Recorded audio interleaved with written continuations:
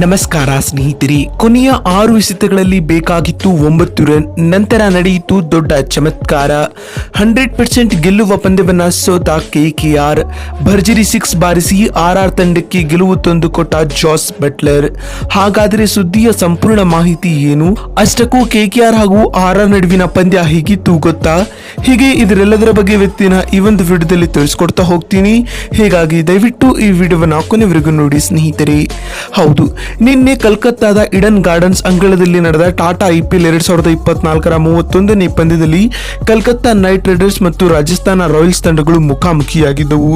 ಈ ಒಂದು ರಣರೋಚಕ ಪಂದ್ಯವನ್ನ ಕೊನೆಯ ಓವರ್ನಲ್ಲಿ ರಾಜಸ್ಥಾನ ರಾಯಲ್ಸ್ ತಂಡವು ಜಾಸ್ ಬಟ್ಲರ್ ಅವರು ಬಾರಿಸಿದ ಸ್ಫೋಟಕ ಶತಕದ ನೆರವಿನಿಂದಾಗಿ ಗೆದ್ದು ಬೀಗಿದೆ.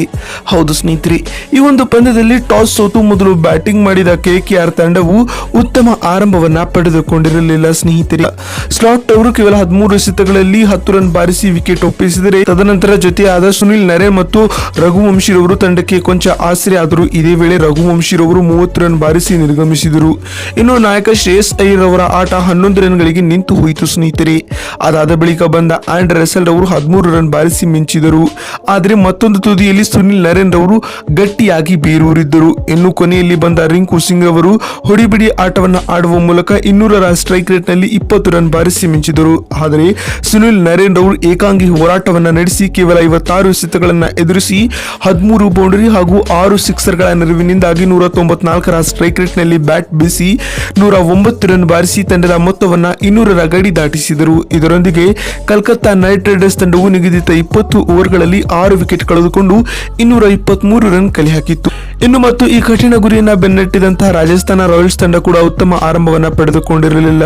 ಏಕೆಂದರೆ ಯಶಸ್ವಿ ಜೈಸ್ವಾಲ್ ಅವರು 19 ರನ್ ಬಾರಿಸಿ ಔಟ್ ಆದರು. ಇನ್ನು ಅದಾದ ಬಳಿಕ ಬಂದ ನಾಯಕ ಸಂಜು ಸ್ಯಾಮ್ಸನ್ 12 ರನ್ಗಳಿಗೆ ತಮ್ಮ ಆಟವನ್ನ ನಿಲ್ಲಿಸಿದರು. ಇದೇ ವೇಳೆ ಜೊತೆಯಾದ ಜಾಸ್ ಬಟ್ಲರ್ ಹಾಗೂ ರಿಯಾನ್ ಪರಾಗ್ ರವರು ತಂಡಕ್ಕೆ ಕೊಂಚ ಆಸರೆಯಾದರು. ಆದರೆ ರಿಯಾನ್ ಪರಾಗ್ ರವರು 34 ರನ್ ಬಾರಿಸಿ ವಿಕೆಟ್ ಒಪ್ಪಿಸಿದರು. ನಂತರ ಬಂದ ಯಾವೊಬ್ಬ ಆಟಗಾರನು ಕೂಡ 2 ಅಂಕಿ ಮೊತ್ತ ತಲುಪಿರಲೇ ಇಲ್ಲ. ಇದರೊಂದಿಗೆ ರಾಜಸ್ಥಾನ ರಾಯಲ್ಸ್ ತಂಡವು ಒಂದು ಹಂತದಲ್ಲಿ ಕೇವಲ 126 ರನ್ಗಳಿಗೆ 6 ವಿಕೆಟ್ ಕಳೆದುಕೊಂಡು ಸೋಲುವ ಭೀತಿಯಲ್ಲಿತ್ತು.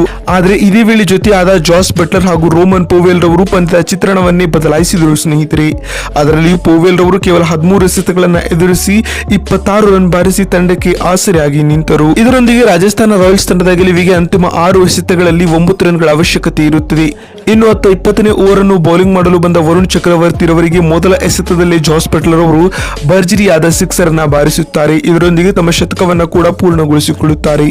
ಇನ್ನು ನಂತರ 3 ಎಸೆತಗಳು ಡಾಟ್ ಆಗುತ್ತವೆ. ಅದಾದ ಬಳಿಕ 5ನೇ ಎಸೆತದಲ್ಲಿ 2 ರನ್ ತೆಗೆದುಕೊಂಡ ಜಾಸ್ ಬಟ್ಲರ್ ಅವರು ಅಂತಿಮ ಎಸೆತದಲ್ಲಿ 1 ರನ್ ಪಡೆದುಕೊಂಡು ತಂಡಕ್ಕೆ ಅದ್ಭುತ ಗೆಲುವನ್ನ ತಂದುಕೊಟ್ಟರು. ಇದರೊಂದಿಗೆ 100% ಗೆಲ್ಲುವ ಪಂದ್ಯವನ್ನ KKR ತಂಡವು ಸೋತಿತು. ನೋಡಿದಿಲ್ಲ ಸ್ನೇಹಿತರೆ, RR ಹಾಗೂ KKR ನಡುವಿನ ಪಂದ್ಯ ಹೇಗಿತ್ತು ಅಂತ ತಿಳಿಸಿಕೊಡುವ ನಮ್ಮ ಈ ಪ್ರಯತ್ನ ನಿಮ್ಗೆ ಇಷ್ಟವಾಗಿದ್ದಲ್ಲಿ ಈ ವಿಡಿಯೋಗೊಂದು ಲೈಕ್ ಮಾಡಿ. ವಿಡಿಯೋವನ್ನ ಇಲ್ಲಿವರೆಗೂ ನೋಡಿದ್ದಕ್ಕಾಗಿ ಧನ್ಯವಾದಗಳು.